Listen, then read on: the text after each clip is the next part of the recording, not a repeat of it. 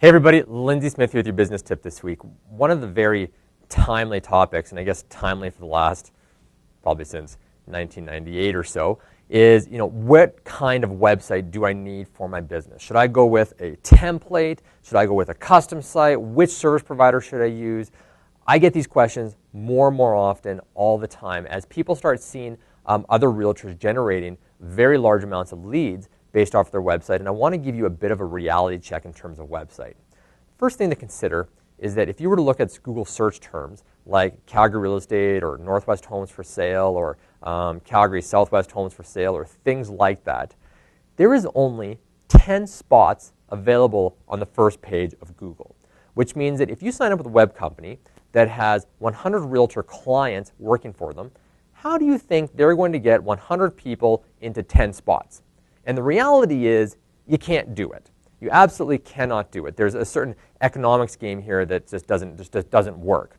So with that said, the question becomes, well, how am I going to get leads for my website? And I'm going to challenge you, and I want you to get very, very clear on the goals that you want for your website. If you want your website to be a presence where you can throw your clients over to for that they can search properties, you can advertise it on your business cards, different offline marketing avenues on Realtor.ca when you post up listings, you can post up PDFs, things like that, then a templated site will work very, very well for you. And there's a bunch of different templated sites from EstateView, PixieLink, Ubertor, through the Calgary Real Estate Board, Real Estate Webmasters, My Real Pagers. They're all out there. They all have great template site solutions. The problem is, as soon as you go with a templated site, you get the ease of having a site up quickly, and the site works, but don't expect to get any leads that are unsolicited from your website. And the reason being is because these templates have identical content across all pages that Google doesn't give a whole lot of credit to. So what ends up happening is that your site is not going to be found or ranked as high as those other sites out there that might be custom designed. So for the $50 a month that you're going to end up paying, or 40 to 70, even 100 sometimes, you're still getting a templated site. So you can't expect very much from it. If you really want to begin getting leads, then you have to start competing with those people that are in the top 10 on Google. What are they paying? Well, some of them pay in excess of $10,000, $15,000, $20,000 to get their site custom made and get their content custom made so that Google looks and says, hey, I think their site's very, very important based on all this great, unique content that they have.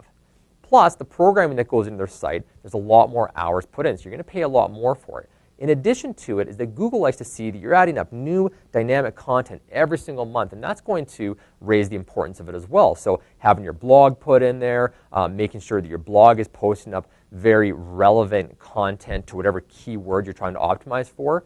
And if you're not prepared to do that and put the time in where you're spending an hour a day at least, updating your website content, then what you're going to have to do is you're going to have to pay someone to do that.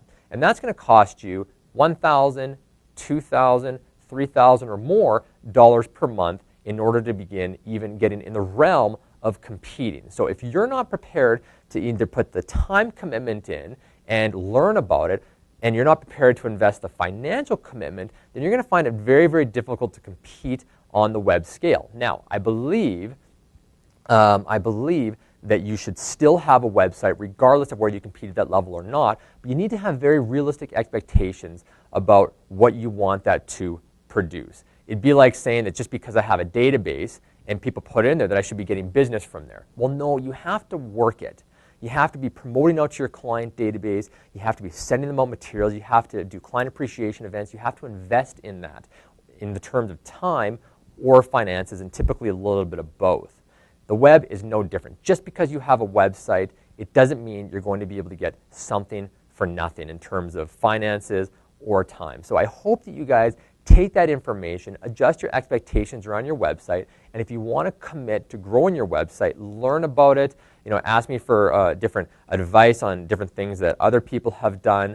You can do tons of research online. There's experts that we can refer you to, and you'll have a successful website. But if you're not willing to invest the time or the money, adjust your expectations, get yourself a templated site, get it set up, and be happy with it, and focus your time and finances on other ways to generate income. Nothing beats getting the old referrals from your clients. Typically, that's 80% of our results. It takes 20% of our time. It's just like Ninja says, focus on the vital few. So that's your business tip this week.